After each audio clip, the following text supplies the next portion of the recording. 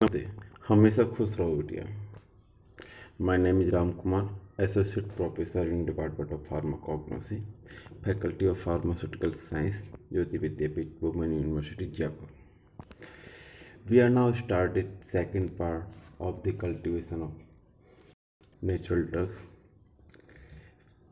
Factor influencing cultivation of medicine plant. कौन कौन से फैक्टर है जो मेडिसिन प्लांट को कल्टीवेशन को अफेक्ट करते हैं?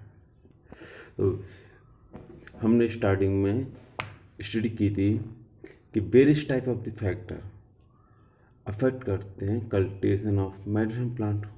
First of all altitude, temperature, humidity, next rainfall या इरिगेशन, नेक्स्ट सॉयल या फर्टिलाइजर्स एंड मैनर।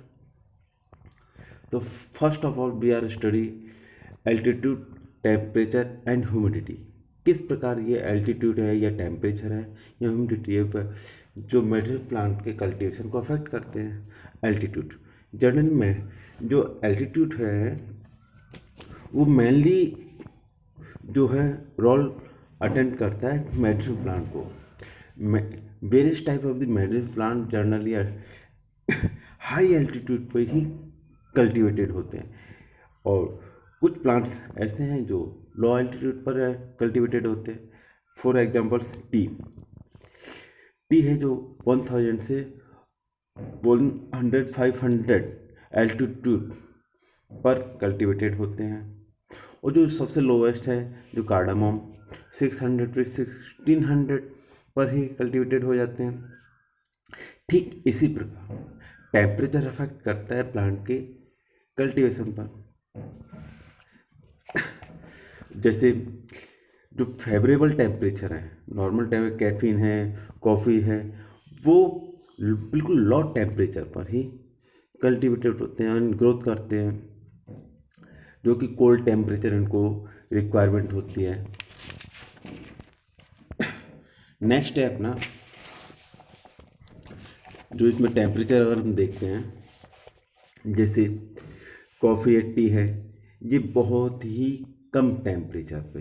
अब फैराडे में हम देखते हैं तो कॉफ़ी जो है 55 to 70 degree Faraday and T जो है 70 to 90। और ठीक इसी प्रकार ह्यूमिडिटी, कुछ प्लांट्स के ग्रोथ के लिए मेनली ह्यूमिडिटी ज़रूरी है। उसमें जो मेनली हाई ह्यूमिडिटी पर ही ग्रोथ करते हैं और कुछ प्लांट एकदम लो ह्यूमिडिटी पर ग्रोथ करते हैं। नेक्स्ट सेकंड जो फैक्ट है वो है रेनफॉल या इरिगेशन। जो जीरोफाइट्स प्लांट्स हैं, जीरोफाइट प्लांट्स मीन वो प्लांट्स जिनको बहुत ही कम वाटर की रिक्वायरमेंट होती है ग्रोथ करने के लिए, वो प्लांट जीरोफाइट प्लांट्स कहलाते हैं। जैसे जो एलोवेरा है वो बहुत ही कम वाटर की रिक्वायरमेंट होती है ग्रोथ, इसलिए ये आप हम देखते हैं जो डिजर्ट एरिया है वहाँ पर एलोवेरा काफ़ी आसानी से ग्रोथ कर जाता है। ठीक इसी प्रकार अकेसिया है और कुछ प्लांट्स जिनको मैक्सिमम से मैक्सिमम जो है रेनफॉल की रिक्वायरमेंट होती है, जो यानी बिना वाटर के वो ग्रोथ नहीं कर सकते, उनको वाटर की ही रिक्वायरमेंट होती है। नेक्स्ट इसी प्रकार जो फैक्टर अफेक्ट करता है वो सॉइल। जो प्लांट के कल्टीवेशन के लिए जो मेडिसिन प्लांट है उसके लिए सॉइल बहुत ही इम्पोर्टेंट है।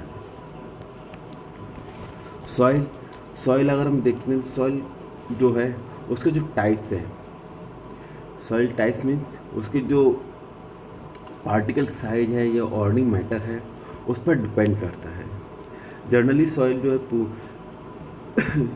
जो कंटेन में ऑर्गेनिक मैटर अगर उसके अंदर 0.5% से कम है तो कुछ प्लांट्स उस पर ग्रोथ कर जाता है और कुछ प्लांट्स जिनको लिए ऑर्गेनिक मैटर की मैक्सिमम रिक्वायरमेंट होती है, यानी मोर देन 1.5 to 5% तक।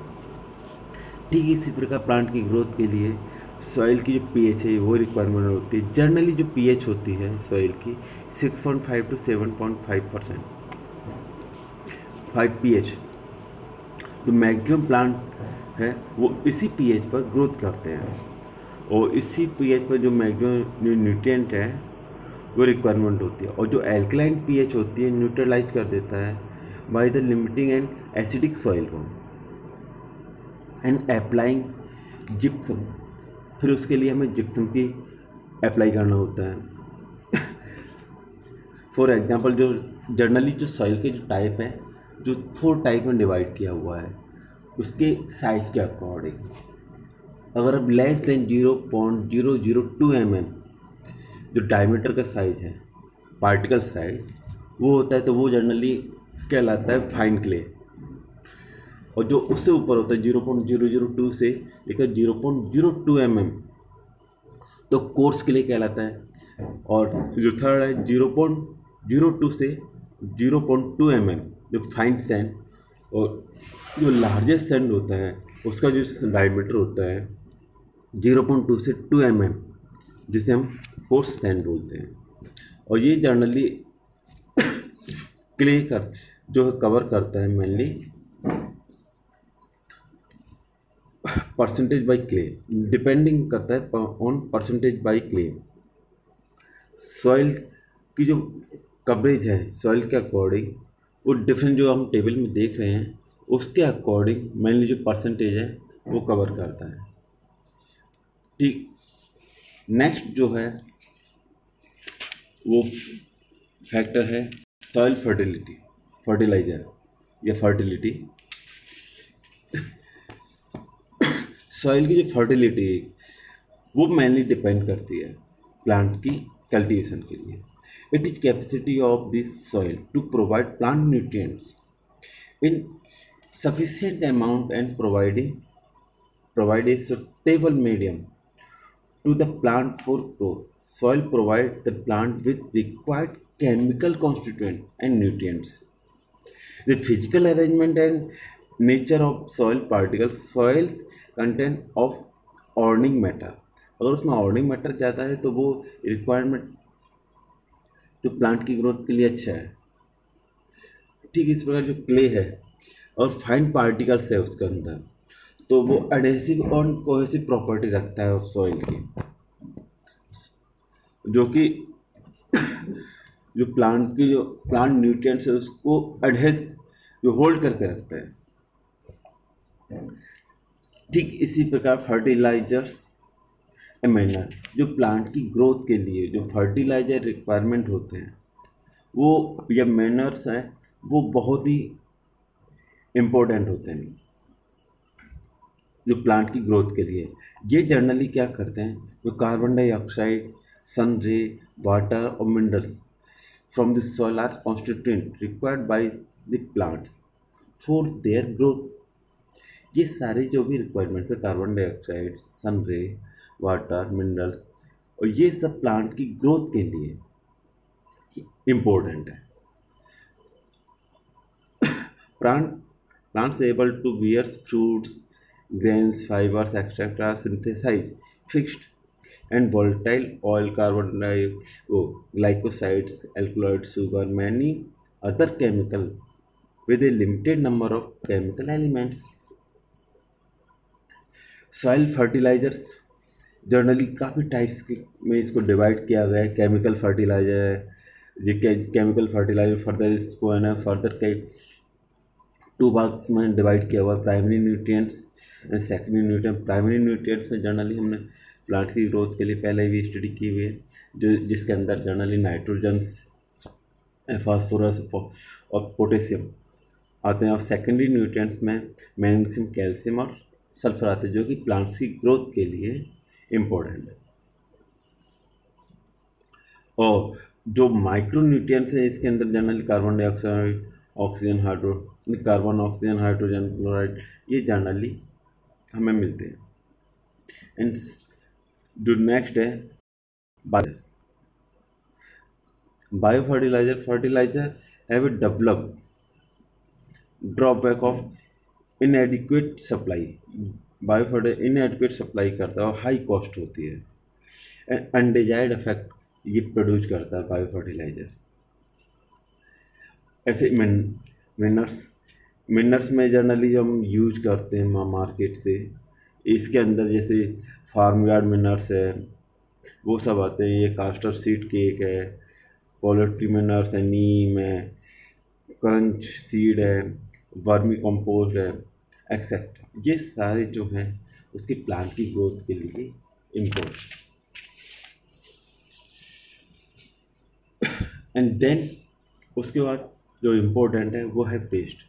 पेस्ट जनरली क्या होता है, वो जो अनडिजायरेबल प्लांट्स होते हैं, अनडिजायर प्लांट्स हैं, एनिमल स्पीसीज, वो पेस्ट कहलाता है, जो कि अफेक्ट करता है प्लांट की ग्रोथ को, प्लांट पार्ट्स को डिस्ट्रॉय करता है, वो पेस्ट कहलाता है। पेस्ट जनरली जैसे फंगाई हुआ, वायरस हुआ, इंसेक्ट हुआ, एंड नाउ इंसेक्ट पेस्ट हुआ, ये वेस्ट टाइप्स के पेस्ट प्रेजेंट हैं जो कि प्लांट की ग्रोथ को डिस्ट्रॉय करता है या प्लांट पार्ट्स को डिस्ट्रॉय करता है।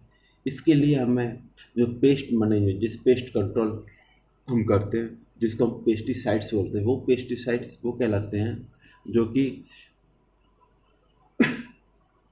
पेस्ट को किल करता है, पेस्ट को किल करता है, उसे हम पेस्टिसाइड्स बोलते हैं। कंट्रोल या मैनेजमेंट ऑफ अनडिजायरेबल एनिमल और plant species term pest management. Generally 3 types के होते हैं, mechanical, agriculture method and biological method. First है अपना मैकेनिकल मेथड। इस मेथड में जनरली जो है फार्मर अपने हैंड पैकिंग या बर्निंग या ट्रैपिंग के द्वारा पेस्ट को रिमूव करता है। उसके अंदर जो रिमूव करते हैं उसके अंदर जो पेस्ट का एग्स है, लार्वा, पुपा, अडल्ट इंसेक्ट है, इन सबको कलेक्ट करता है एंड डिस्ट्रॉय कर देता है। This method is called mechanical method. Next agriculture method. इस मेथड के अंदर जो प्लांट्स हम जो भी हम कल्टीवेशन करते हैं वो रोटेशनली करते हैं, यानी कि वन टाइम में 12 मंथ तक एक ही चीज़ की हम कल्टीवेशन नहीं करते हैं, उसके अंदर रोटेशनली कल्टीवेशन करते हैं जिससे वो जेनेटिकली मैनिपुलेशन होता रहे और उसमें पेस्ट जो है वो ग्रोथ नहीं करेगा। वो मेथड एग्रीकल्चर मेथड कहलाता है। And then biological method. इस मेथड में जनरली जो लिविंग ऑर्गेनिज्म है वो हम डेवलप करते हैं। उसके अंदर जनरली हम जो सेक्स हार्मोन है वो जनरली हम प्रोड्यूस किया जाता है, जिससे कि क्या पेस्ट जो है वो किल होता है। ये जनरली जो हम जितने पेस्टिसाइड्स हैं वो हम बायोलॉजिकली जो है करते हैं। और देन उसके बाद केमिकल मेथड। केमिकल मेथड में जनरली हम जो कल्टीवेशन प्लांट्स हैं उसके अंदर इंसेक्टिसाइड्स है या हर्बिसाइड्स है, रोडेंटिसाइड्स है, फंगिसाइड्स है, ये सारे हम यूज करते हैं। जैसे रोडेंटिसाइड्स में वारफेरिन है या आर्सेनिक है, ये जनरली यूज करते हैं। इंसेक्टिसाइड डीडीटी है जो कि इंसेक्ट को किल करता है, डीडीटी या मेथियोन सोडियम आर्सेनेट, ये जनरली यूज किए जाते हैं। एकारी सीड जो मल्टीसाइड्स है, टेट्राडिफोन, क्लोरबेंजोलेट, ये जनरली यूज करते हैं। फंगिसाइड्स, वेरियस फंगिसाइड्स जो मार्केट में आ रहे हैं वो जनरली फंगिसाइड्स है या हर्बिसाइड्स है, वो यूज किए जाते हैं। और बाकी और जो नेचुरली है, जो इन्वायरमेंटल मेथड है वो यूज किया या कंट्रोल करता है इन्वायरमेंट पेस्ट को किल करने में। And then natural pest control generally हम यूज करते थे। लीफ टम्बाकू है, लीफ के जो टम्बाकू वो किल करते पेस्ट को। इसके अंदर जनरली लीफ टम्बाकू में निकोटिन जनरली यूज किया जाता है। एंड फायरेंथस फ्लावर जो है वो यूज करते हैं जो पेस्ट को कंट्रोल करते हैं। या फिर डेरिसिया लैंकोकार्पस, ये जो प्लांट्स, ये जो है फैक्टर्स वो यूज किए जाते हैं प्लांट के कल्टीवेशन एंड कलेक्शन में। तो ये आपके हुए factor influencing of cultivation of medicine plant.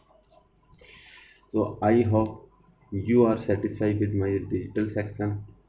If you are any query, please mention in comments for comments box.